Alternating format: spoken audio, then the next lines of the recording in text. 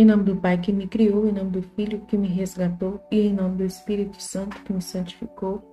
Divina vontade, reina na minha vontade. Ó minha mãe, eu te amo e tu me amas, dai-me gole da vontade divina, minha alma, me abençoa, Mãe, para que todas as minhas ações sejam feitas diante de vossos olhos maternais. Em nome do Pai, do Filho e do Espírito Santo. Amém. Suprema Majestade, eu venho em sua divina vontade, em nome de todos, do primeiro ao último homem que existirá na terra, para dar a ti as homenagens que tendes direito, as adorações, os louvores, o amor, as reparações, por todos e por cada pecado. Venho, Senhor, na tua divina vontade, dou-te a minha vontade humana, por meio do Imaculado Coração de Maria, que possui todos os dons e os frutos da divina vontade. Dai-me a tua divina vontade. Venha, divina vontade, nesta ação que estou a fazer e em todas as ações que eu farei durante este dia. Amém. Então, vamos lá, continuando a vida íntima de Nosso Senhor Jesus Cristo. O estudo não deu para colocar o texto completo, mas pelo menos os PDFs eu coloquei, das páginas que eu não consegui fazer o CR. Mas vamos lá. Ânsia de derramar o sangue. Vamos ver o que Jesus quer dizer com isso. Passado alguns dias, neste modo de viver, sofrendo eu a cada hora fome, frio e mendicidade, desejava ainda a esposa minha, no meio de todos aqueles sofrimentos, derramar o sangue. Ofereci então este desejo ao meu Pai eterno, rogava-lhe aprovesse receber neste interim o desejo e a ânsia que tinha de sofrer mais, para resgate daqueles que, devendo sofrer para satisfazer a divina justiça por suas culpas, fogem do sofrimento mais possível e vão em busca de delícias, quando em verdade deveriam andar à procura de penas. Olha só, gente, que importante isso aqui. Olha só o que Jesus está dizendo, Ele oferecia ao Pai, tudo o que ele sofria, fome, frio. Ele está falando que ele era praticamente um mendigo, mendicidade. No meio de todos esses sofrimentos, ele queria derramar o sangue, que é o sangue da circuncisão, Ofereci este desejo ao meu Pai eterno e rogava-lhe aprovesse receber esse desejo, E neste momento eu desejo a ânsia que eu tinha de sofrer mais. Então Jesus queria sofrer mais. Para resgate daqueles que, devendo sofrer para satisfazer a divina justiça, por suas culpas. Ele é inocente e ele desejava sofrer por nós. Mas só que é muito triste Deus ter feito tudo isso, em direção daqueles que não vão aproveitar. Tem muita gente que não vai aproveitar o sofrimento de Cristo. Que Jesus chora demais por isso.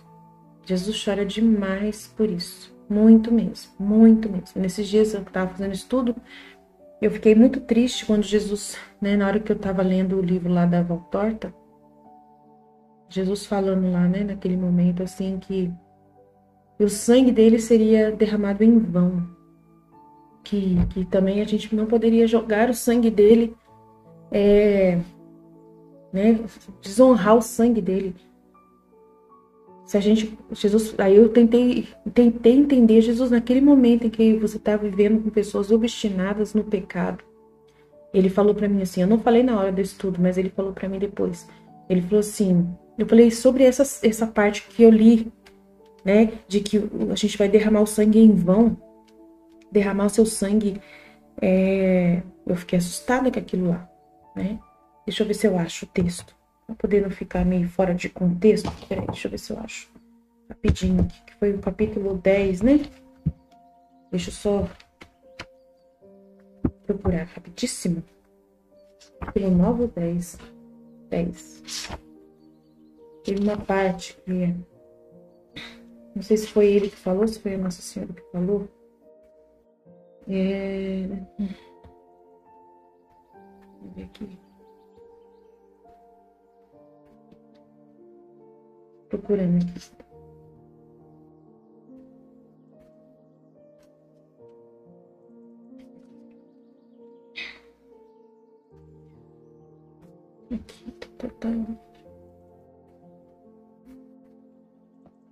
Quanto sangue o Salvador não deverá derramar para redimir-nos?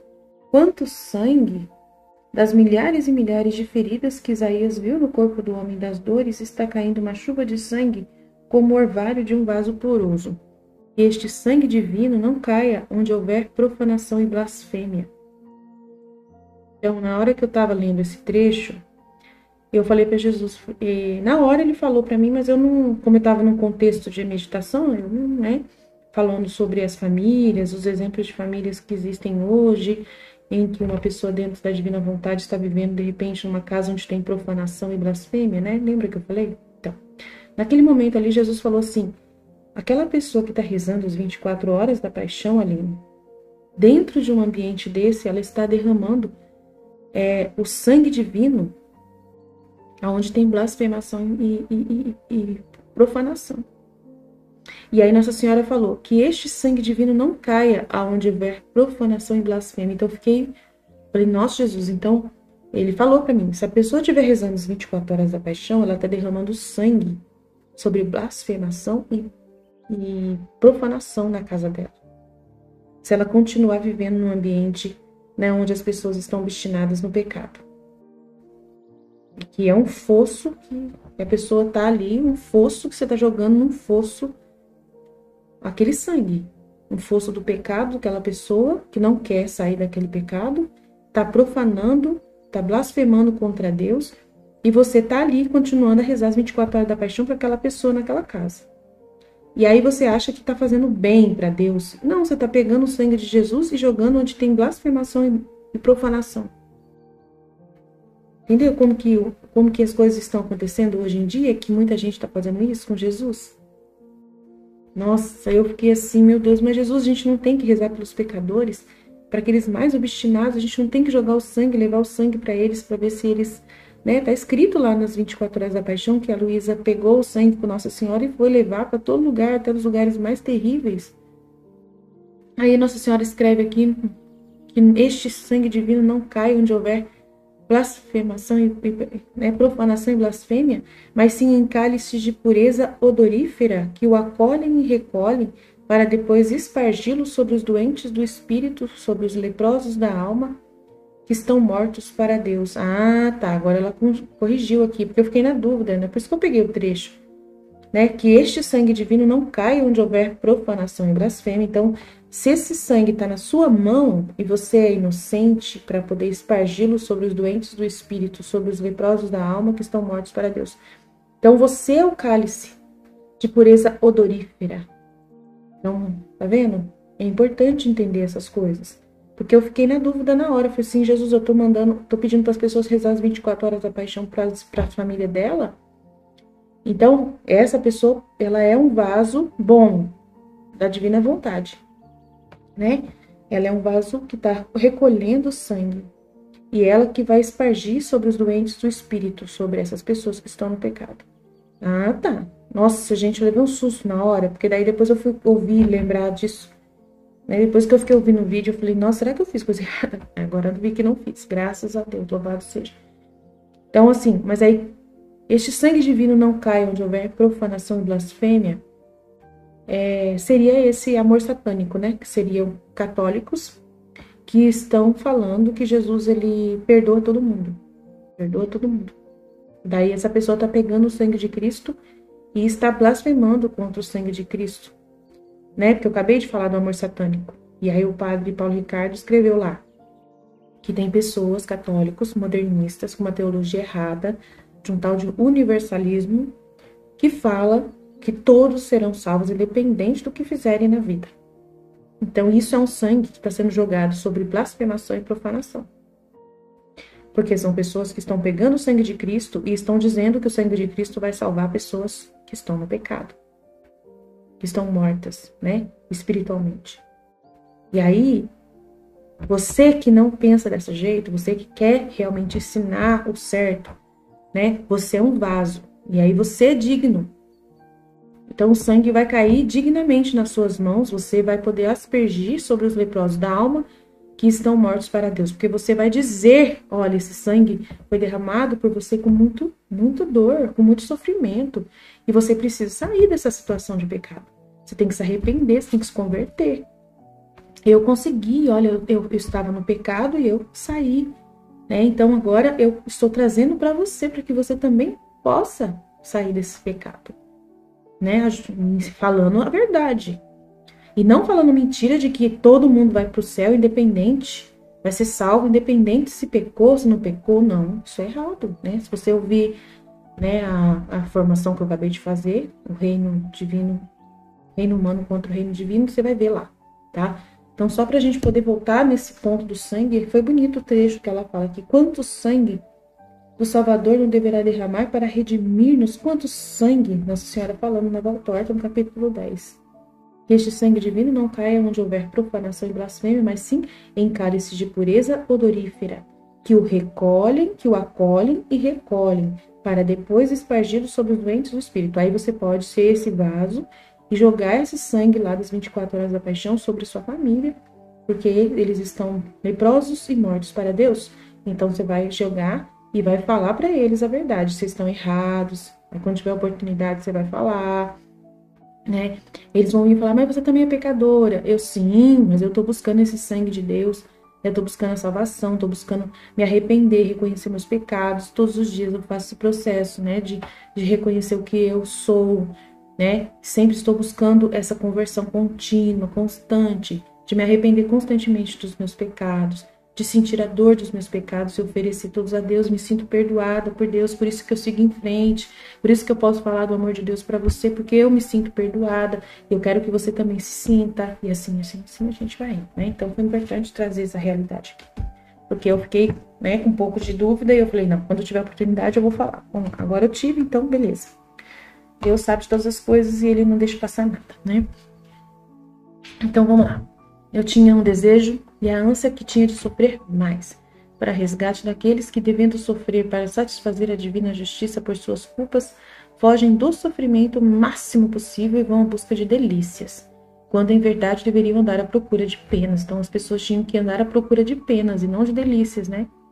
Oferecia-lhe ainda meu desejo também por aqueles que, sendo inocentes, buscam sofrimentos para imitar-me. Então, tem pessoas que, né, vivem assim, para poder fazer penitência. E rogava ao meu Pai, desse-lhes virtude, dessas pessoas inocentes que sofrem, né, que querem sofrer, e graça para executarem este desejo de se penitenciarem, a fim de poderem adquirir maior mérito junto dele e maior glória para si mesmos. Isso aqui é uma verdade, mas só que esse tipo de verdade aqui que Jesus está falando é dos submissos, tá? Dos submissos à vontade de Deus.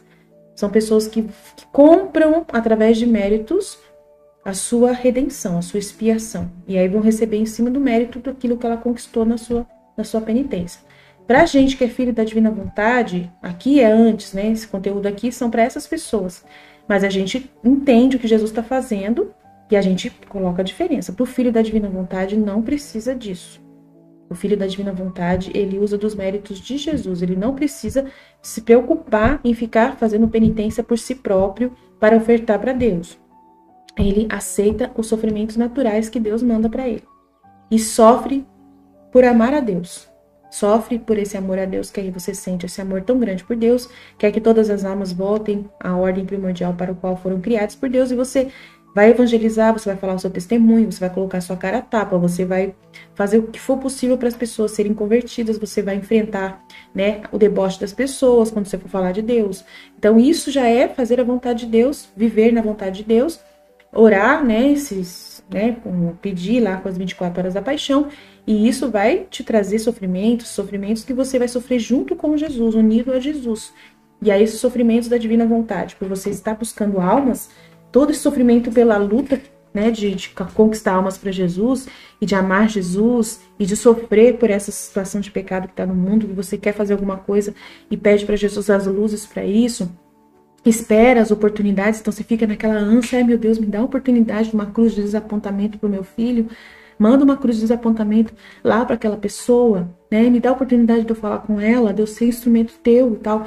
Isso é uma ânsia que você tá, igual Jesus, que vive na ânsia de sofrer mais por amor às almas e um sofrimento unido ao de Jesus. Então você vai se unir nessa batalha constante de pedir para Deus meios para poder você evangelizar, né, na sua casa, onde está. E isso é o sofrer contínuo, é um sofrer contínuo. Sofrer contínuo. Você tá vendo que você fala do amor de Deus para as pessoas parecem que entra por ouvido e sai pelo outro. Você fala dos exemplos que você tem, da sua experiência, as pessoas parecem que não dão atenção. É triste e você sofre. Então, esse sofrimento é da divina vontade. É esse tipo de sofrimento que o Filho da Divina Vontade oferta. Não precisa ficar sofrendo mais do que isso. Mas, claro, se a gente quiser fazer um jejum por alguém, eu peço para as pessoas fazerem jejum. Jejua pela sua família, jejua pelo seu marido, pela sua filha. Jejua, né, para que você arrume emprego. Jejua. Eu sempre tô pedindo jejum. Sempre.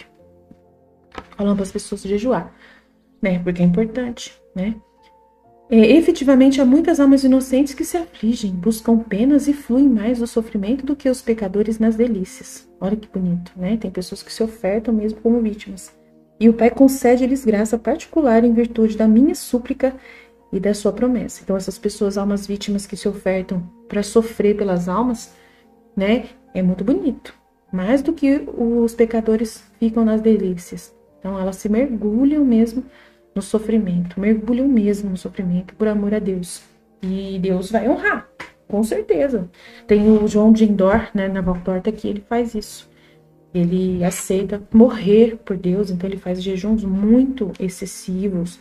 E aí ele entendeu o valor da morte, aí Jesus falou, deixa ele, ele quer ser vítima, deixa ele ser vítima. E aí a Nossa Senhora fica vendo, nossa, ele tá cada vez mais debilitado. E aí Jesus fala, deixa ele lá. Deixa ele, se ele quer se ofertar, ele não quer comer, ele quer fazer, né, jejuns muito, né, fortes, né, e tá deixando a saúde dele piorar por escolha mesmo. A Aline pode fazer isso? Pode. Se você é uma pessoa sozinha, né, sozinha, não tem que dar satisfação para ninguém, e você quiser, né, se ofertar para Deus, né, deixando que a sua saúde naturalmente, por causa de jejuns muito fortes, né, jejuns muito fortes, a sua saúde naturalmente possa ir se perdendo, você pode. Mas as pessoas ensinam o contrário pra gente, né? As pessoas ensinam hoje em dia ao contrário, vocês sabem disso. A igreja ensina ao contrário. A igreja fala que isso não existe. Mas só que existe, né? Aqui tá o livro para falar. Se você for falar com um padre hoje em dia, o padre não aconselha você a fazer isso. O padre vai aconselhar você a fazer caminhada, o padre vai aconselhar você a ir no psicólogo, o padre vai aconselhar você para procurar um médico para poder fazer uma nutrição melhor para você não ficar doente. O padre vai falar que você ficar doente de propósito é se suicidar. Vai falar que é suicídio, que não é oferta. Vai ver você como se você estivesse sem vontade de viver. E que Deus não morreu para isso. Ele não morreu para poder você ficar para você se autodestruir. Aí Jesus explica para Nossa Senhora, ele entendeu o valor da morte, entendeu o valor da vida e da morte. Por isso que João de Endor está fazendo essa oferta, porque ele curtiu muito a vida, fez muitas coisas erradas e ele falou para Jesus que ele gostaria de também morrer com Cristo, de dar a sua vida para Deus, mas ele não vai se matar, ele simplesmente vai se ofertar. Então ele vai deixar de comer, né, como ele comia, vai comer só o mínimo do mínimo, né, e vai se definhando, vai definhando, até o dia que Deus falar assim, então hoje eu te recebo, meu filho, na minha mão. Aline, é muito perigoso você tá falando, se um monte de gente fizer isso. Não tem problema, se for por amor a Jesus, não tem problema nenhum. Se você achar que você pode se ofertar para Deus como vítima, procura um sacerdote. Né? Procura um sacerdote, 2, 3, 4, 5 sacerdotes. E explica para eles, leva o livro da Valtorta, fala que você quer fazer isso. Imprime, né, o livro da Valtorta que tem essa parte, né, pede para mim que eu mando para você o PDF. Você pode ir lá e falar, eu quero fazer exatamente isso, né? E tem gente que se oferta, tem padre que foi lá pro hospital na época da maior crise lá de 2019, da 2020, teve padres lá na Itália, na época que estava a crise da pandemia muito forte, teve padres que se sacrificaram por amor a Deus, por amor aos irmãos. Na hora que eles estavam lá, eles deram a vaga deles do oxigênio para outra pessoa, para um pai de família. E eles aceitaram morrer. Morreram, ofertando-se em prol do outro. E aí não fizeram nada de errado. Fizeram alguma coisa errada? Foi amor. Ofertaram-se. Muito bonito esses exemplos. Padres falando, não, dá o oxigênio para um pai de família, dá um oxigênio para uma criança. Eu sou padre, eu tenho obrigação de ofertar minha vida em prol dos outros, em fazer parte do sacrifício de Cristo. E ele, né, se sacrificou. Teve padres que se sacrificaram de usar o oxigênio quando estava nessa crise de Covid lá na Itália muito forte. Eu achei muito bonitos os exemplos. Então a gente vê essas histórias e a gente, né, não valoriza, mas é muito importante. Muito importante você se ofertar para Deus, né? E aceitando a morte, já que você já está doente mesmo, né? Precisa de um oxigênio para morrer, para poder viver. E não tem disponível para todos. Você vai e fala para Deus, Senhor, eu passo a minha vez, dá para o outro, tá, né? Tem mais chance de se converter. Não é que eu sou o perfeito, mas eu vou ofertar em prol da minha missão, em prol de mim mesma, da minha alma, eu vou ofertar isso em prol das outras almas. É bonito isso, é muito bonito. E pode se fazer até hoje, não tem problema nenhum. Pode se fazer sim, mas só que não faça sozinho.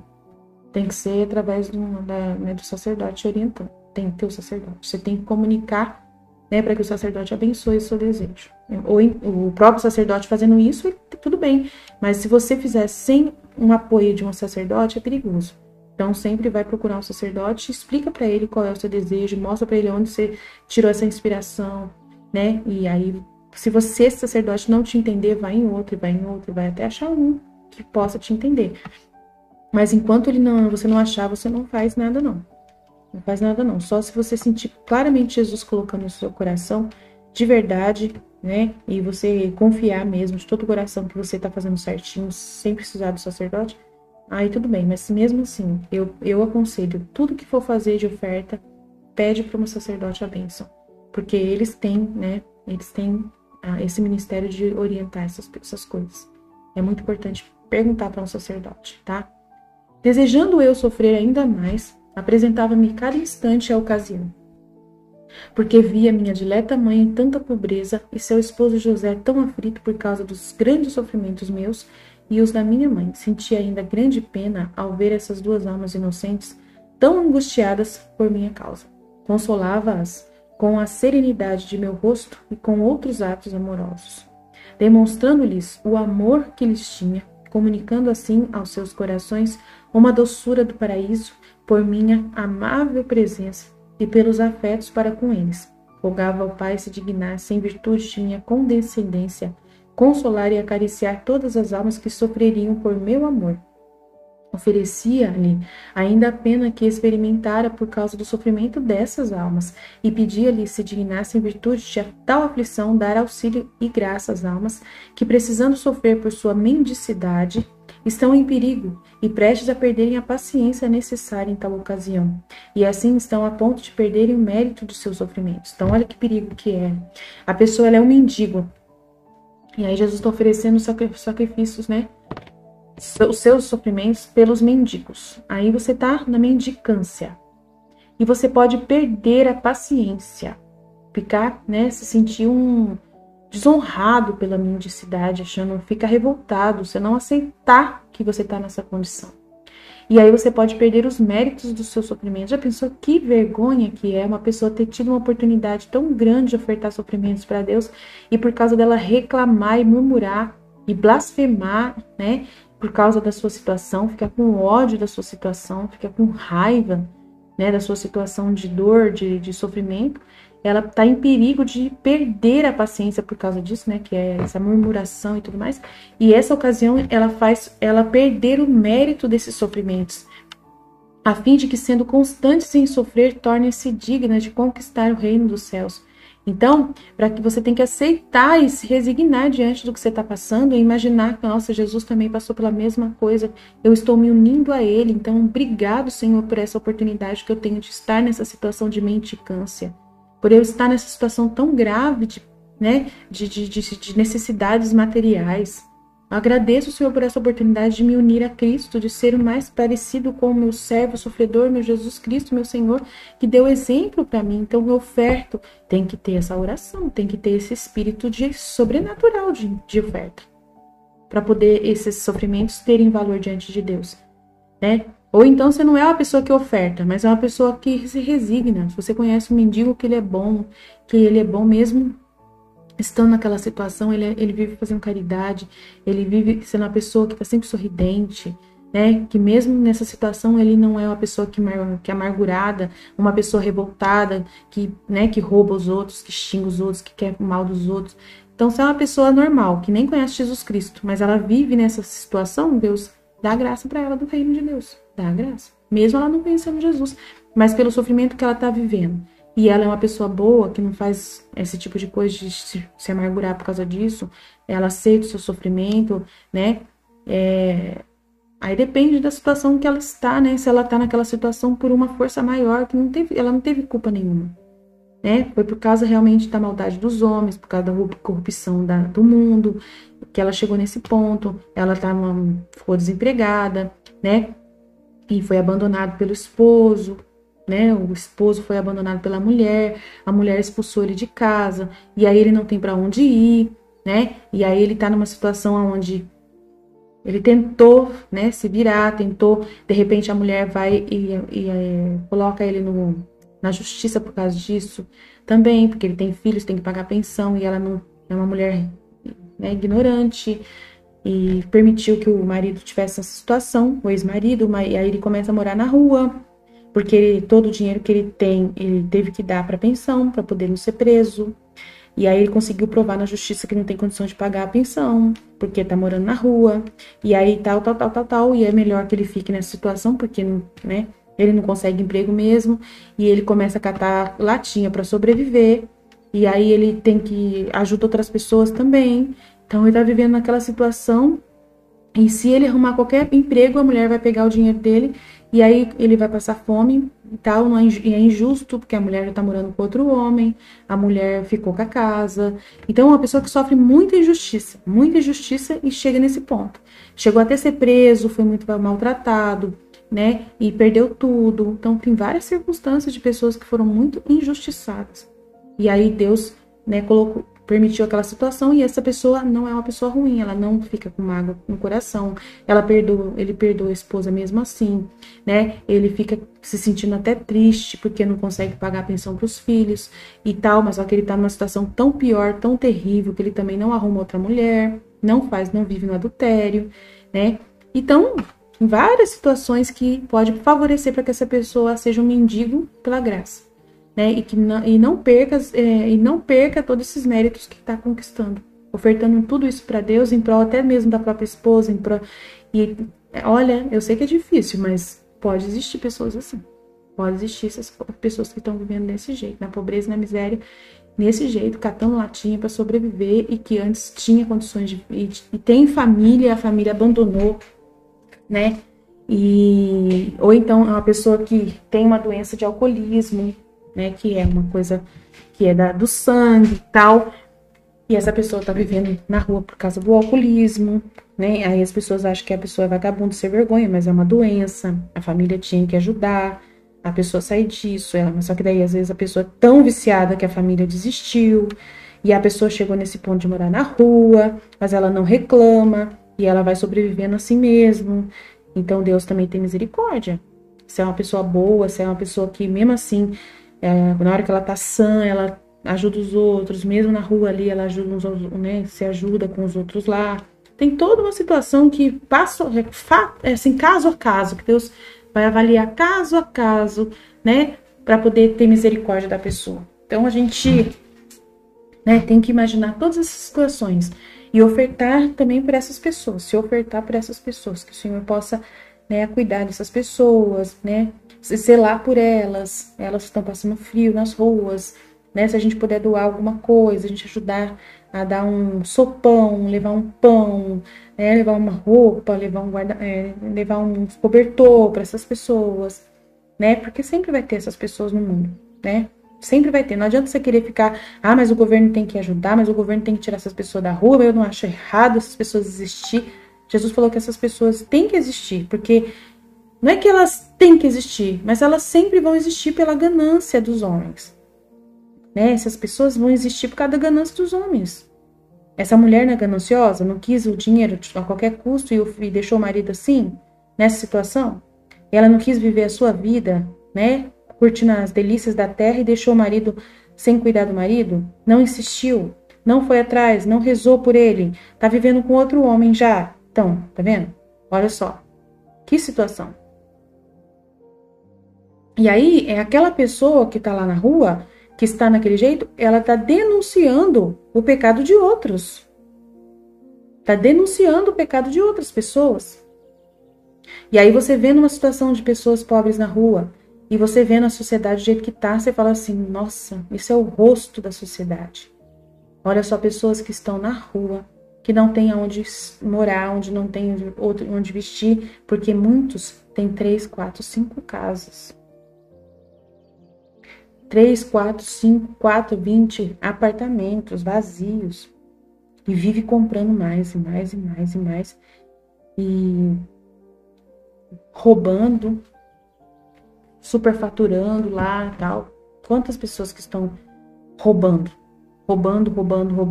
E isso é, de uma certa forma, uma realidade que demonstra, né, na sociedade que nesse mundo tem pessoas que estão pobres por causa que outros estão muito ricos. Porque não tem a divisão, a distribuição da renda. Entendeu? Não quer dizer que essa pessoa que está na pobreza é um sem vergonha, vagabundo que não quer trabalhar e só quer beber. Então tem gente que pensa desse jeito. Mas alguém está dando oportunidade? Então tem essa realidade. Será que a família deu uma oportunidade para ele? Tentou, insistiu, rezou, fez oferta né, para poder pedir luzes para que essa pessoa saísse dessa situação? Entendeu? Claro, tem pessoas que são obstinadas no pecado mesmo, que são terríveis. Mas tem pessoas que, se você insistisse um pouquinho, se você amasse um pouquinho, se você tentasse insistir, se tivesse ajuda do governo com lugares próprios para tratamento, de repente conseguia. Né? Então tem todo tipo de situação. A gente não pode julgar as pessoas porque a gente sabe que tem todo tipo de pessoa. Tem pessoas realmente sem vergonha que tá na rua, tem outros que não. Né? Visita dos pastores. Todos os dias recebia a visita dos pastores, gente simples, e enchia-lhes cada vez mais o espírito de novas graças e virtudes. Comunicava-lhes luz para luz cada vez mais potente acerca da visão da minha humanidade, adorada por eles com fé e amor. Então eles vieram de novo adorar Jesus, né, na manjedoura, e ele, toda vez que ele recebia a visita dos pastores, gente simples, enchia-lhes cada vez mais o espírito de novas graças e virtudes, comunicava-lhes luz cada vez mais potente acerca da visão de minha humanidade, adorada por eles com fé e amor. Vendo-lhes a perseverança, não deixava de pedir ao Pai desse tal virtude a todos os que se aproximam dele, né, com amor e fé, sendo convidados a seguir-me, rogando ainda-lhes desse a graça de superar todas as dificuldades e incomodidades que se encontravam no caminho, conforme fez aos pastores bondosos, que não se importavam nem com o frio, nem com os intempéries, nem com alguma coisa que se apresentava para desviá-los do seu santo caminho. Olha que bênção. Né? Então, Deus abençoe todos os sacerdotes que vão, né, atrás das suas ovelhas na roça, né? Passando por várias situações, tendo que andar de barco para poder ir celebrar a missa em vários lugares. Então, que o Senhor possa abençoar os sacerdotes que são tão dedicados, né, nessas comunidades ribeirinhas lá da Amazônia, que são missionários, né? Religiosos missionários na África, em tantos lugares longe, para levar o pão, né, que é santíssimo, o pão, a Eucaristia, que alimenta e dá vida e dá coragem para todos nós, né? Desejo mais ardente de derramar o sangue. Aproximava-se o 8º dia da minha vida na terra, de modo que, de acordo com o que vos disse anteriormente, crescia em mim cada vez mais o desejo de derramar o sangue em favor dos meus irmãos, depois de ter derramado tantas lágrimas e sofrido tanto. Chegou por fim o dia tão almejado de minha circuncisão, que explicarei no capítulo seguinte. Estimula sua esposa à imitação. Advirto-vos, porém, esposa caríssima, e a todos nós, né, que presteis bem atenção ao que vos disse até agora, porque desejo ser por vós imitado, máxime no sofrimento e no amor para com o próximo e na conformidade à vontade do meu Pai, na humilhação e, em particular, na humildade, que é justamente a minha virtude peculiar. Então, isso aqui, ele está formando pessoas para a conformidade à vontade do Pai. Isso aqui é a virtude da santidade humana. Jesus está ensinando aqui a virtude da santidade humana para as pessoas, tá? Não é a santidade da divina vontade. Mas a gente precisa conhecer para poder a gente diferenciar uma da outra, tá? Deveis tê-la a peito, esforçar-vos por adquiri-la. Não desdenhar humilhar-vos diante de todos, vendo vosso Deus no meio dos animais, num humilde presépio, tão abjeto, tão pobre por vosso amor. Observai a majestade de vosso Deus que está numa gruta, e assim vos confundireis. Aí agora pra você ver, ó, como que tá ruim aqui, ó. Por isso que eu não consegui fazer o CR. Tá vendo? Por que que ele se submeteu à circuncisão? Aí dá pra ler, pelo menos dá pra me ler. No 8º dia de nascido, quando devia ser circuncidado segundo a lei hebraica, quis tomar o aspecto de pecador e aparecer como tal diante dos homens, para confundir-lhes a soberba, porque sendo deveras pecadores, querem parecer inocentes. Quanto desejei, esposa caríssima, que chegasse a hora na qual devia mostrar a meu pai perfeita obediência, a qual lhe prestava por aquele ato doloroso e que para mim ignominioso. Olha só, era um ato ignominioso. Por quê? Porque era um ato que demonstrava pecador. A circuncisão é para o pecador, né? É um ato, né? A circuncisão é um ato de purificação do pecador, né? E ele não precisava, porque ele é inocente, porque sendo inocente parecia pecador, né? Olha só. Aos homens devia mostrar meu amor e por causa deles eu quis começar a derramar o sangue nessa tenra idade, né? Pequenininho, e a satisfazer a divina justiça pelos pecados deles. Então Jesus explica no livro do céu que tudo que ele fez na vida dele humana foi para poder elevar o homem à condição de santo novamente, né? Então é muito importante a gente entender o que Jesus fez na divina vontade, né? Para poder justificar o homem diante a Deus. Ele sofreu o que o homem deveria sofrer por causa dos pecados, entendeu? Tudo que Jesus fez também, ele fala assim que também tudo foi para poder elevar o homem à condição da divina vontade, de voltar à ordem primordial para o qual foi criado por Deus. Então, tudo o que Jesus fez foi para poder trazer o homem novamente à dimensão, né, de inocência de Adão, quando antes de pecar. Então, Jesus ele precisou passar por tudo isso, né, como se estivesse passando no nosso lugar, para poder justificar, né, para Deus a gente querer voltar à ordem primordial. Por exemplo, eu vivi no pecado durante toda a minha vida anterior. 40 anos para trás eu vivi no pecado. E agora, nos 40 anos para frente, eu quero viver na divina vontade. Estou vivendo na divina vontade. Esses 40 anos para trás que eu vivi de pecado, Jesus, ele justificou. Ele já justificou. Eu fico tranquila, porque ele passou, né, a régua. Passou a régua, desde que eu agora honre cada gota de sangue que ele derramou por mim, me ofertando plenamente para viver na divina vontade, ofertando a minha vontade para Deus, vivendo tudo o que Deus quiser, como quiser, do jeito que ele mandar para mim, eu agradecendo todos os dias, satisfazendo todos os dias e vivendo para a glória de Deus. E sendo instrumento de Deus na terra. Então, ontem aconteceu um fato muito interessante que eu quero narrar para vocês, né? Eu fui chamar a atenção de uma das meninas logo cedo. E na hora que eu fui chamar a atenção dela, Jesus falou assim, fala isso para ela. Fui lá e falei, né? E eu perguntei para Jesus, falei assim, mas só que ela é uma pessoa que busca o Senhor. Por que o Senhor mesmo não fala isso para ela? Aí Jesus foi e falou para mim assim, não, porque eu quero trabalhar com a criatura. Eu não quero reinar sozinho. Já reinei sozinho por muito tempo já. Eu não quero mais reinar sozinho. O Filho da Divina Vontade é para reinar comigo. Usando a sua vontade humana, eu uso a sua vontade humana, eu vivo em você, com a sua vontade humana. Eu completo o que você faz, mas eu quero que você entenda que eu não quero mais reinar sozinho. Se eu reinar sozinho, eu destruo o mundo. Eu destruo o mundo. Eu já reinei, tentei reinar sozinho antes, acabei mandando dilúvio. E o homem quer de todo jeito que eu reine sozinho. Jesus falou assim que o homem, os justos, os católicos, né, querem que Jesus reine sozinho. Que a igreja quer que Deus reine sozinho, que ela só tenha que aceitar, né, andar na linha, tenha que ser submissa a Deus, andar na linha, mas que Deus que mande os castigos, que ela não precise ir para poder falar para as pessoas que as pessoas estão no pecado, que ela só tem que fazer o básico do básico, que é celebrar a Santa Missa, né, confessar os pecados na hora que vinham os pecadores, e assim, e ponto final. São poucos os padres que evangelizam, são poucos os padres que contam a verdade, que falam como o padre Krishna Shankar, lá como fez o padre Krishna Shankar para poder denunciar o poliamor, né? São poucos os padres que têm essa coragem de enfiar a cara na televisão para falar. Então, a maioria dos outros padres é só celebrar a missa mesmo ali e atender confissão. E faz a sua homilia muito malemar. Se Deus quiser, toca o coração de alguém, senão não toca. E aí, é complexo, porque Jesus, ele quer que o homem trabalhe com ele, e não ele trabalhar sozinho. Que o homem fala assim, Senhor, eu vou fazer o básico do básico do básico, o Senhor faz a sua parte todinho. Reina sozinho, vai lá e convence os meus paroquianos de que eles têm que vir para a missa. Vai lá, entendeu? E ele não faz nenhum tipo de trabalho missionário, não faz nada, só vai realmente no doente quando precisa ir, leva a Eucaristia, só o sacramento na hora que precisa ir, por uma obrigação, como se fosse uma obrigação.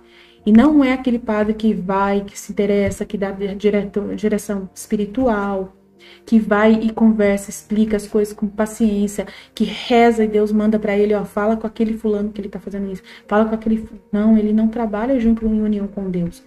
Então, naquele momento que Jesus falou comigo assim, você vai falar para ela. Eu falei, Senhor, mas o Senhor poderia fazer isso sozinho. Não, Jesus falou, é você que vai falar. Você é minha boca.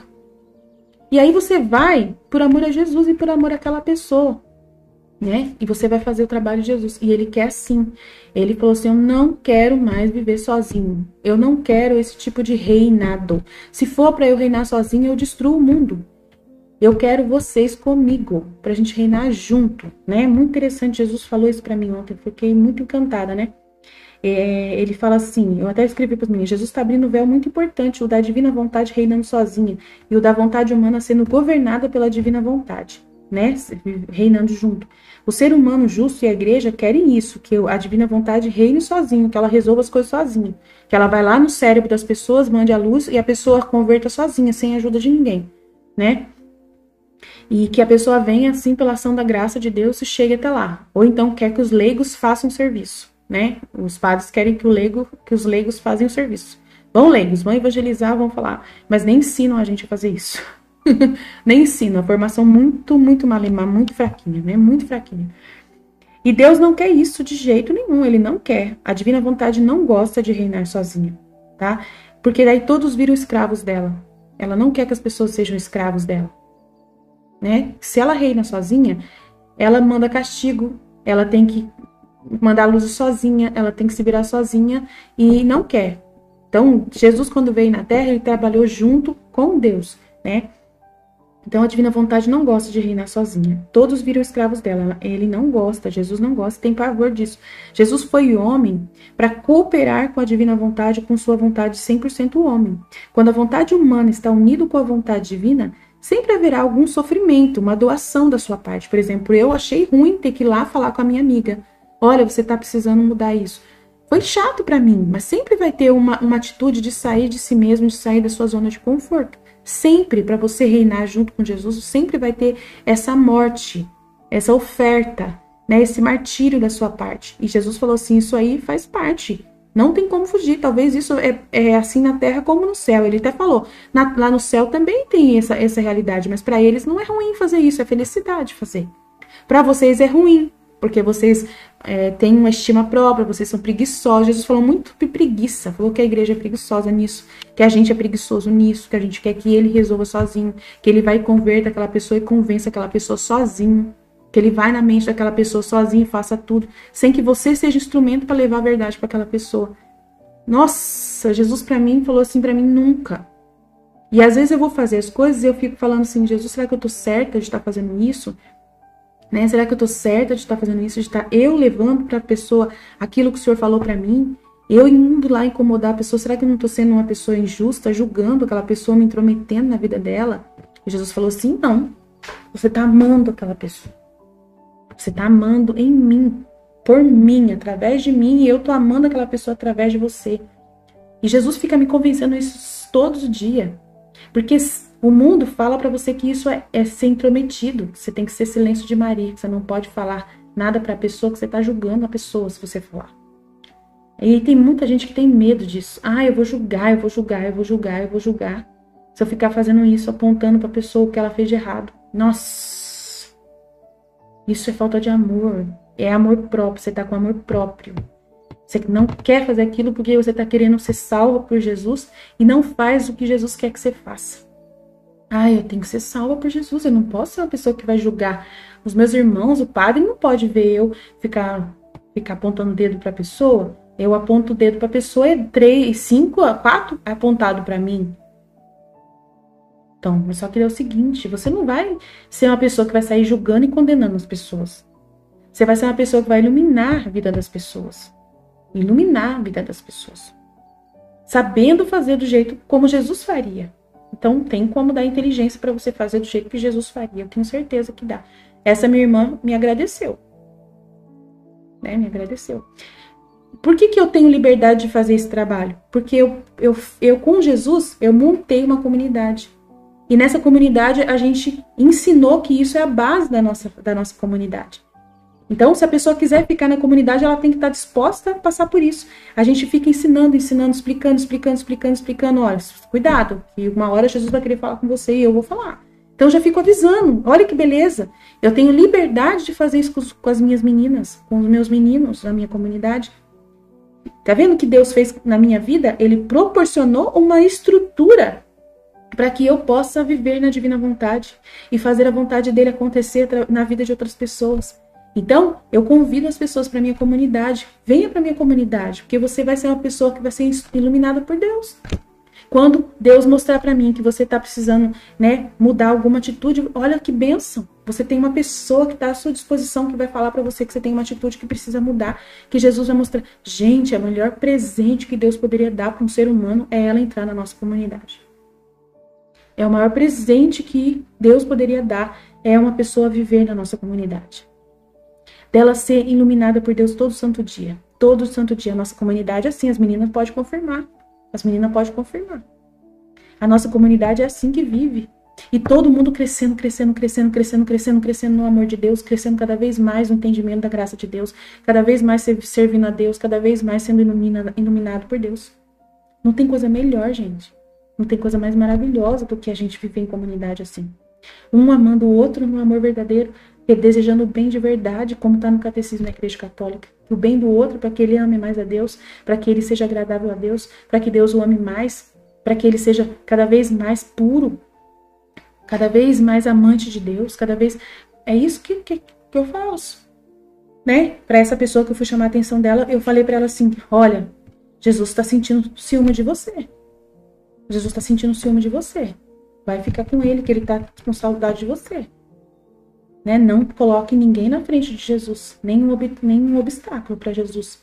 Né? Foi isso que eu falei para ela. Olha só, quem dá um conselho desse? Se não é uma pessoa que ama muito, fala sério. Vocês são muito amados nessa comunidade, por Deus. Muito amados. Né? Então sempre haverá um tipo de desafio da minha parte, ter que fazer isso. Né? Sempre vai ter uma coisa assim. E Jesus fala assim, para de ser preguiçosa, vai lá e fala. Então você tem que deixar de ser preguiçoso. Né? E elevar a pessoa para o ser espiritual e você também se elevar. E isso depende de muita energia e dor.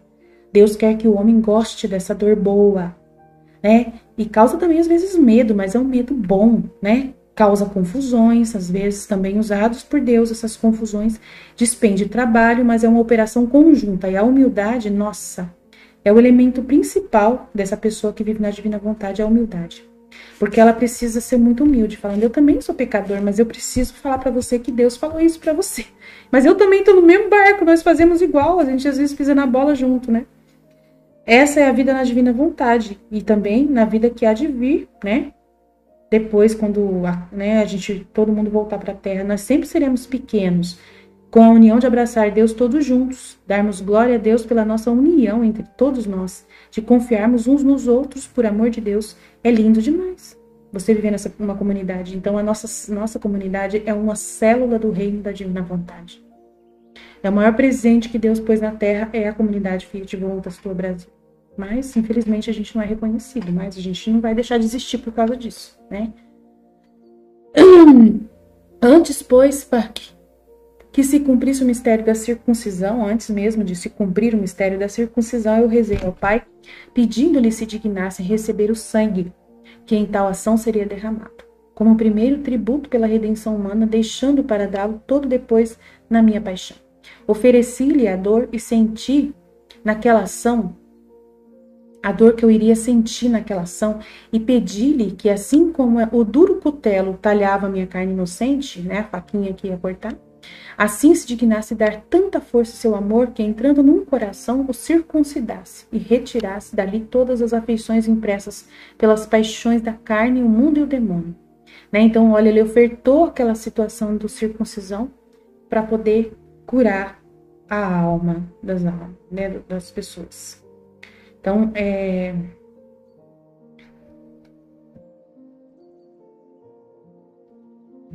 Jesus, ele sofreu para poder te dar a condição de você viver na divina vontade, né? De você poder se sentir salvo, perdoado, para que você não sentisse culpa, né? Para que essa culpa da vontade humana não fique na sua cabeça. Você usa os méritos de Jesus, ele morreu por mim, eu posso viver na divina vontade, ofertando a minha vontade para Deus, né? E aí, se as pessoas falam na minha cara, mas você é pecador. Eu falei assim, eu sei que eu sou pecador, mas Jesus me salvou. Mas agora eu vivo como se eu fosse salvo e fazendo a vontade de Deus, para poder você ser também curado, como eu fui. Entendeu? Então, você pode falar do amor de Deus para as pessoas e pode falar para elas, mesmo que elas joguem na sua cara que você fez alguma coisa errada. Você vai e segue em frente. Você não fica por causa da culpa sua que você já fez muita coisa errada, aí você acha que você não pode falar do amor de Deus para as pessoas. Que as pessoas vão jogar na sua cara. Isso é amor próprio, respeito humano. E isso é pecado. Amor próprio, respeito humano é pecado. Isso atrapalha a ação da divina vontade de reinar em você. Tem muita gente que não faz as coisas por causa disso. Porque fica achando que é culpado, sendo que já confessou os pecados, Jesus já perdoou. Acabou, pecado confessado é pecado apagado. Você tem que seguir em frente, né?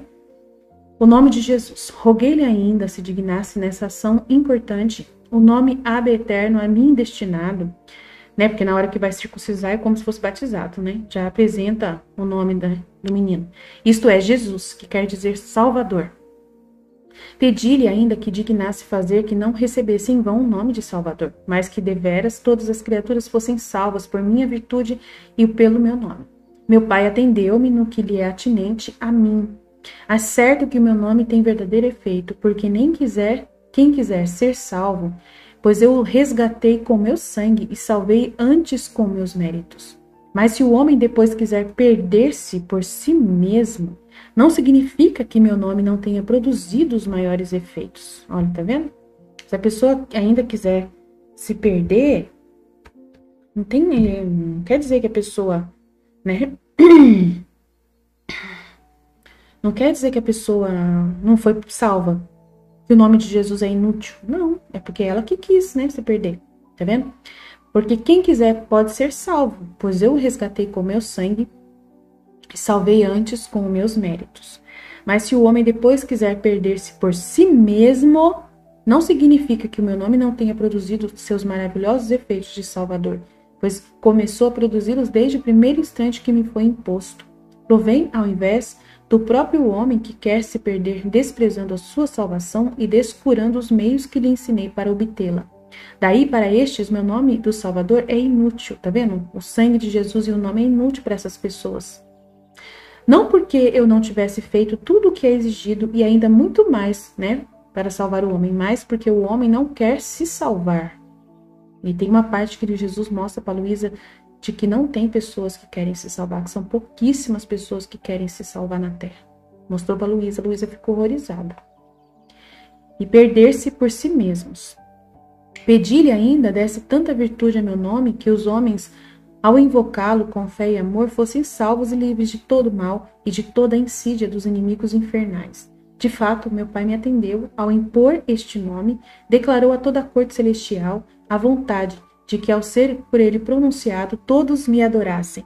A todos os homens manifestou que, se genuflexos o invocassem com fé, seriam, em virtude do meu nome, isentos de todo mal e salvos, e a todo o inferno que o temesse, e ao pronunciá-lo, prostrados o adorassem e sentissem pena ao pronunciar este nome. Seu tormento aumentasse em castigo de sua soberba de não ter querido submeter-se à minha humanidade. Assim, com este nome é júbilo. Como este nome é júbilo para o coração das almas boas, é um raio que abate, espanta e afugenta os demônios. Tá vendo? O nome de Jesus, ele espanta os demônios.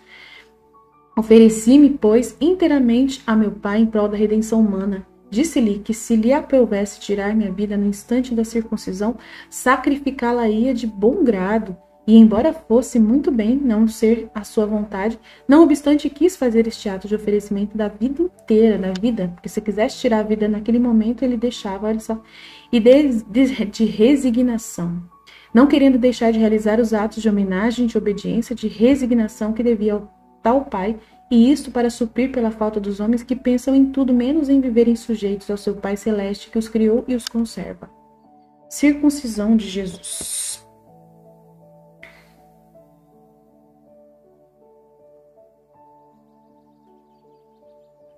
Ele fala aqui da ferida da circuncisão no livro do céu.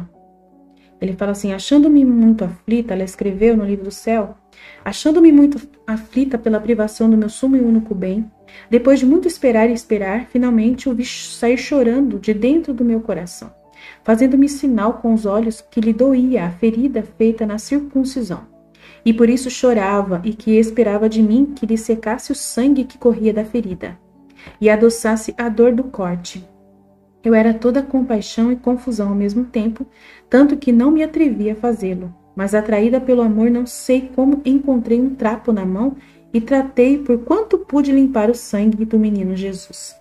Enquanto fazia isso, sentia-me toda cheia de pecado e pensava que eu era a causa dessa dor de Jesus. Oh, como me dava pena! Me sentia absorvida naquela amargura e o bendito menino, compadecendo do meu miserável estado, me disse: quanto mais a alma se humilha e se conhece a si mesma, tanto mais se aproxima da verdade, e encontrando-se na verdade, procura dirigir-se no caminho das virtudes, do qual se vê muito longínqua.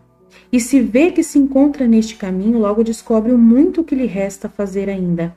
Porque as virtudes não têm final, são infinitas, como eu sou. Então a alma, encontrando-se na verdade, procura sempre aperfeiçoar-se, mas jamais chegará a se ver perfeita. Muito importante isso, olha.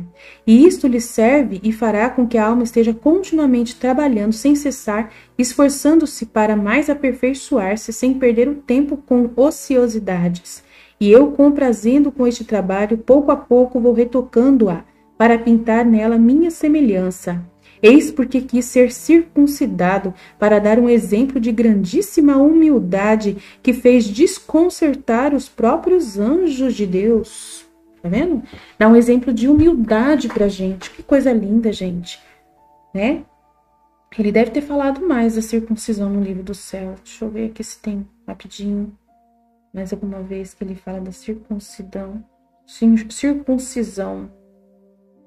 Aproveitando, né, que a gente está falando disso, não tem problema a gente trazer esse elemento para a gente entender o que Jesus vê na circuncisão.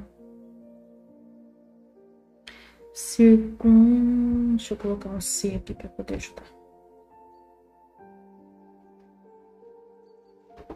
Vamos lá. Vou lendo aqui, se aparecer outro trecho eu leio para vocês.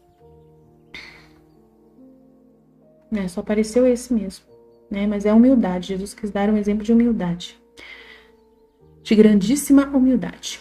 Chegada a hora desejada, eu fui circuncidado. Senti grande dor em minha humanidade. Chorei naquele instante e ofereci ao meu Pai o sangue derramado, juntamente com as lágrimas, para convertê-las em lenitivo das chagas. Lenitivo, o que quer dizer isso? Palavra estranha, né? Vamos lá. Lenitivo.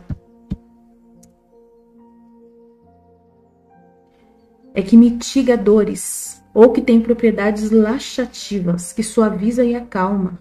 Suaviza e acalma. Vamos ver o que ele quer dizer com isso, vamos lá.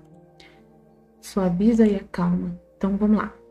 Juntamente com as lágrimas, para convertê-las em lenitivo das chagas, as quais, por demais, a culpa costuma fazer nas almas de meus irmãos. Então, para poder acalmar as chagas de Jesus, causadas nas almas, a culpa que costuma fazer nas almas de meus irmãos. Tem mais, olha, tem mais trechos sobre circuncisão, depois eu vou ler. Chorei por causa da dor que senti no talho, muito mais, porém, chorei ao pensar nas almas pecadoras que morrem pelo gládio da culpa, o sofrimento da culpa, e foram separadas de mim, sua verdadeira vida. O Pai aceitou esta oferta de meu sangue e de minhas lágrimas, prometeu-me ter sempre pronto tal lenitivo, né, calmante para cada alma que a ele recorra e arrependida de seus erros peça remédio e conforto para suas chagas, né? Então, assim, para poder no sofrimento das pessoas, né, no sofrimento carnal das pessoas, das chagas das pessoas, ele queria que esse sangue derramado fosse um remédio para as chagas das pessoas, fosse um calmante que amenizasse a dor das almas, pela culpa que elas sentem. Olha que importante isso, gente. A circuncisão, o valor da circuncisão. Por exemplo, você é uma pessoa que você sofre muito porque você, na conversão que você teve, você descobriu, né, que foi muitos abortos que você cometeu, né, por causa do anticoncepcional. E você sentiu uma dor muito grande por isso, muito grande. Eu já tratei de pessoas por causa disso. E a pessoa, ela sentia uma culpa muito grande que ela não se perdoava. Por mais que Deus falasse, por mais que eu falasse que a misericórdia de Deus queria salvá-la, que a misericórdia de Deus queria perdoar, eu tinha que mandar para ela aquela conversa de Jesus com a alma pecadora, né, da Santa Faustina. Eu tinha que mandar essas coisas para a pessoa, porque a pessoa não conseguia se acalmar dos pecados que ela tinha cometido, de tanta vergonha que ela tinha de Jesus. E não pode. Não pode. Você não pode pensar desse jeito, que Jesus, ele é uma desconfiança da misericórdia de Deus. Achar que Deus não tem capacidade de perdoar você por causa do seu pecado. É um desespero do pecado. Isso é muito grave. É um pecado até maior do que o próprio pecado do aborto que você viu, que você cometeu. É você ficar desesperado da salvação, né? Ficar desesperado por causa da culpa ser muito grande, né? Você ficar lembrando das crianças, sonhando com as crianças que você, né, que você abortou. E aí você fica sendo... É o demônio quem está trabalhando em você. Isso aí não é dor de pecado verdadeira. É dor demoníaca. Porque se você já confessou pro padre, o padre já te deu absolvição, você estava com essa dor mesmo, que você estava da culpa, arrependido, não querendo mais sentir isso. Mas você recebeu a confissão, você recebeu o sacramento e não acredita no sacramento. Você continua chorando por causa, a pessoa já tinha confessado e ela ainda continuava sentindo a dor do pecado. E eu falei para ela assim, isso aí já é pecado que você está fazendo. Que Jesus não gosta desse tipo de comportamento. Se você foi salva por Jesus, se ele já te curou, se ele já derramou sangue por você, se você tem que honrar o sangue que ele derramou, aceitando a misericórdia dele. Agora, você não aceita o sangue e a água que ele jorrou por você, porque você continua se sentindo pecador. Tem muita gente que é assim, gente. Tem muita gente que não se aceita perdoado, que não se perdoa. E isso é um pecado maior do que o próprio aborto que a pessoa cometeu. É maior, porque é um pecado contra o Espírito Santo. E esse não tem perdão se a pessoa se obstinar nesse pecado. Se ela ficar com isso achando que ela tem que ser assim, que ela tem que carregar essa culpa, que ela tem que ficar sentindo essa dor até morrer, se ela ficar fazendo penitência através dessa dor, mas com essa desconfiança se foi perdoada, isso não é penitência. Isso não é penitência, isso aí é pecado. Entendeu? Penitência é você aceitar-se perdoado e seguir em frente e dar exemplo, contar o seu testemunho de que você hoje se sente libertada, né? Que hoje você se sente curada por Deus e falar do amor de Deus para as pessoas, desse perdão da misericórdia de Deus. Dar um testemunho. Isso é você fazer penitência. É você louvar a Deus pelo perdão. Se sentir plenamente curada e libertada por Jesus. Isso é a penitência que Jesus pede. E não esse tipo de comportamento onde a pessoa não se sente perdoada nunca e sempre está com dúvida se foi mesmo perdoada. Isso é o pecado contra o Espírito Santo e não tem perdão. Se a pessoa se mantém obstinada nessa culpa. E Deus não gosta, tá? Deus não gosta. Então ele derramou o sangue da circuncisão para ser esse remédio sobre as chagas da alma da pessoa. E o Pai aceitou essa oferta de Jesus para que possa ser um sempre pronto lenitivo, calmante para cada alma que a ele recorra, que arrependida dos seus erros, peça remédio e conforto para suas chagas. Tá vendo? Olha que importante, né? Então eu pulei aqui. Nossa, onde fui parar? Pulei feio aqui, peraí. Aqui. Prometeu o Pai, tal. Efetivamente, não se encontra nem sequer uma só que, recorrendo a Ele, a fim de obter salvação e conforto, não o obtenha, porque meu Pai está sempre pronto a dar a cada um que lhe peça com fé e amor. Experimentei ainda no íntimo consolação e inexplicável alegria durante o ato da circuncisão. Olha só, ele sentiu inexplicável alegria durante o momento que estava sendo cortada a pele dele, tadinho. Vendo cumprida em parte o meu ardente anelo de derramar o sangue pela salvação dos meus irmãos. A dor e as lágrimas misturou-se à consolação por realizar-se o meu desejo. Ofertei ainda ao meu Pai, e pela consolação sentida ao derramar o sangue, pedi-lhe que se dignasse fazer experimentar semelhante consolação todas as almas que vertem sangue nas penitências, ou em desconto de suas culpas, ou mesmo em satisfação das culpas alheias. Pessoas que estão derramando sangue nas suas penitências, Meu Pai atendeu-me ainda nisto, e de fato vai realizando naqueles que se exercitam nesta prática de penitência. Tem gente que às vezes elas cortam a pele, crianças que cortam a pele, e aí os psicólogos falam que aquilo ali não é bom. Por quê? Não é uma penitência, É a alma daquela criança quer fazer penitência, A alma dela está querendo comunicar alguma coisa, mas eles chamam aquilo ali de algum problema psicológico, que a pessoa está sofrendo. Porque é diferente mesmo. Se um padre for atender uma criança dessa que está se cortando, ele sabendo orientar, ele vai falar que tem como fazer aquilo de um jeito meritoso, Se ela está fazendo aquilo ali com consciência de que ela é pecadora e que ela quer corrigir. Mas que a criança às vezes faz isso, o adolescente faz isso, sem saber por que está fazendo, por uma atitude de autodestruição, de autossuicídio, de autodestruição, para poder sentir um prazer naquilo ali. E se torna pecado, Aquilo ali se torna pecado, porque ela tá vendo aquilo ali como um prazer, tá usando aquilo ali como um prazer. Tem uns negócios desse aí. E é perigoso, então não pode ser visto. E tem pessoas que podem pegar esse conteúdo da Bíblia e falar, eu posso fazer, olha, eu posso derramar sangue se eu quiser, eu posso me cortar à vontade. Eu não tô fazendo nada de errado. Eu posso falar que isso é penitência.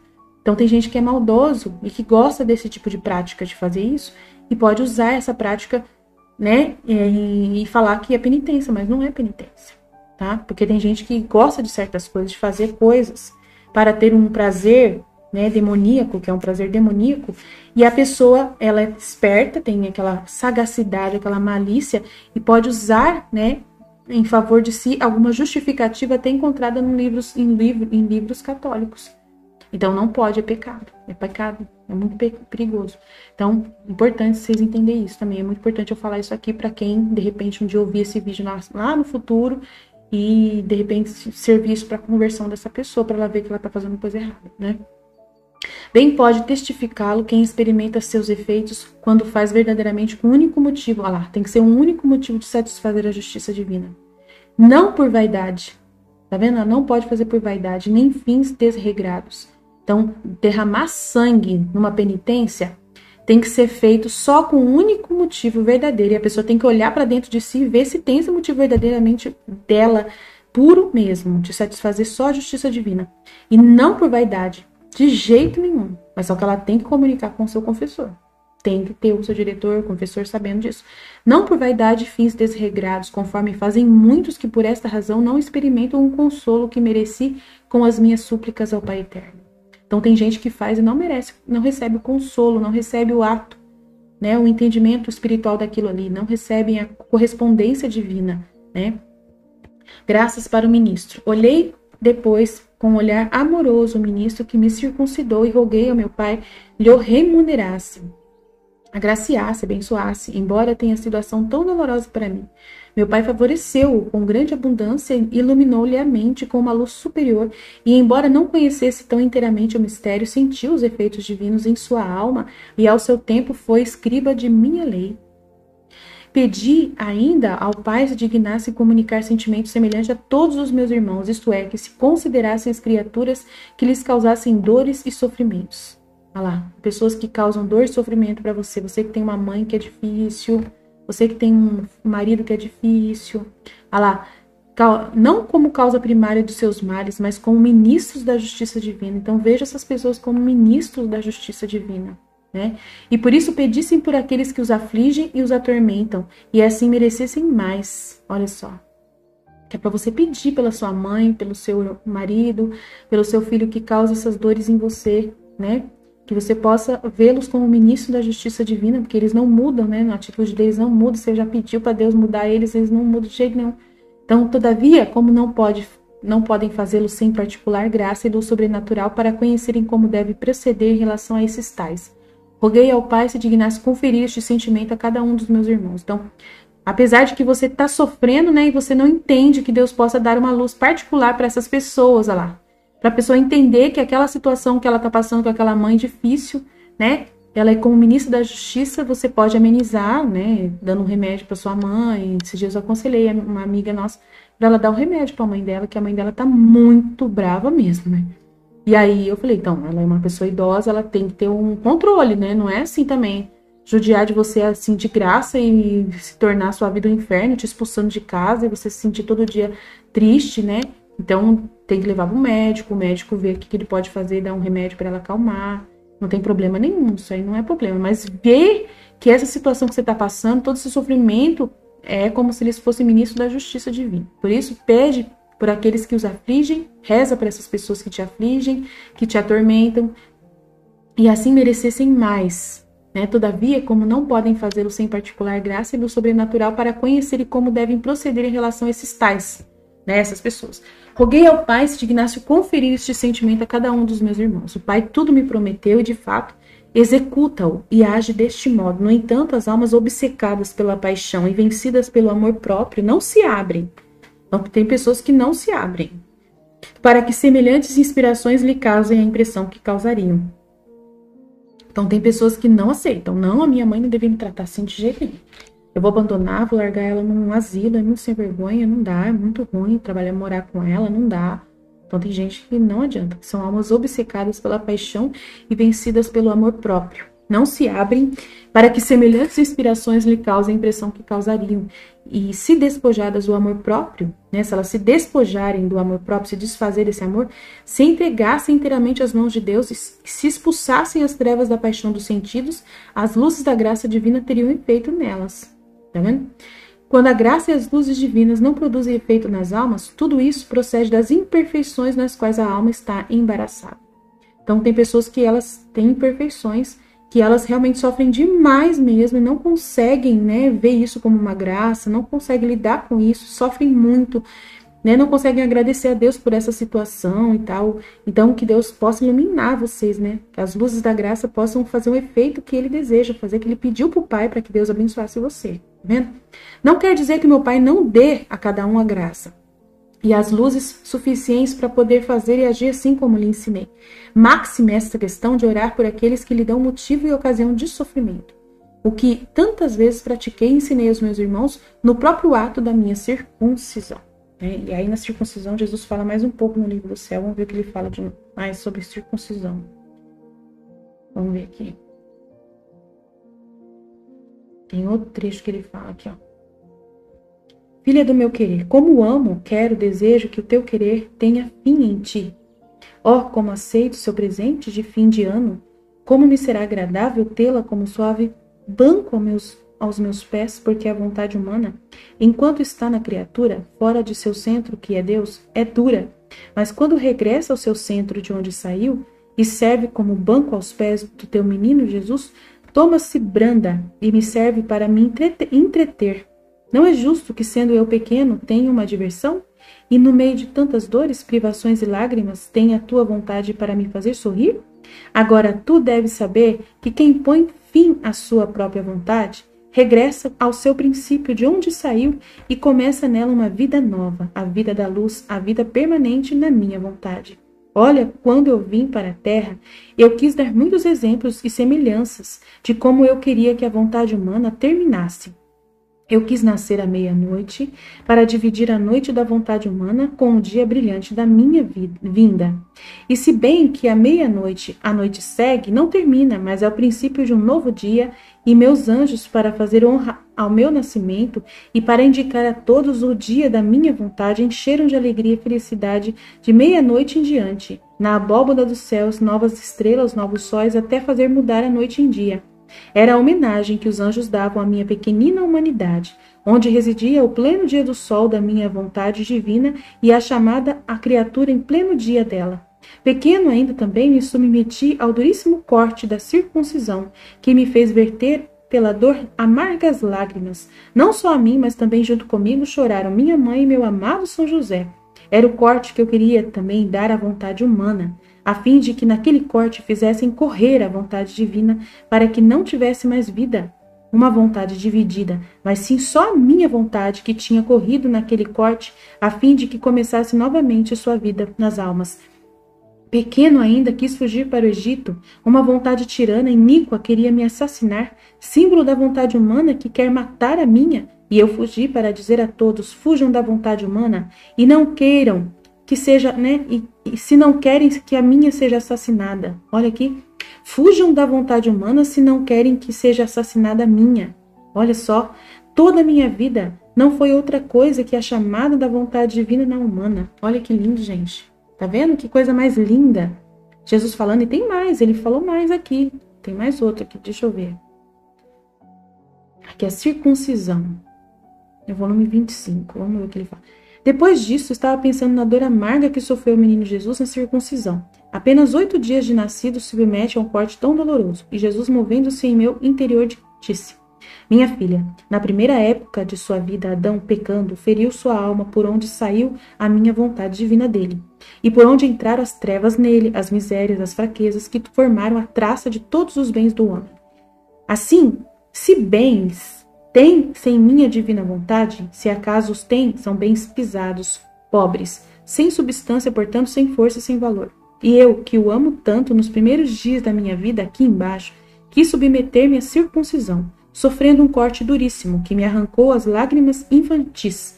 E nesta ferida eu abria as portas à vontade humana para as fazer reentrar de novo na minha vontade, a fim de que a minha ferida curasse a ferida da vontade humana e encerrasse de novo o meu fiat divino nela, que lhe teria tirado a traça, as misérias, as fraquezas, as trevas, e em virtude do meu fiat onipotente, todos os seus bens ficariam refeitos e restabelecidos. Tá vendo, gente? Que coisa incrível que Jesus ensina pra gente. É muito incrível, gente. Olha, todos esses trechos da circuncisão no livro do céu. Que coisa incrível, tá vendo? Muito maravilhoso. Eu amo o livro do céu, eu amo o livro do céu.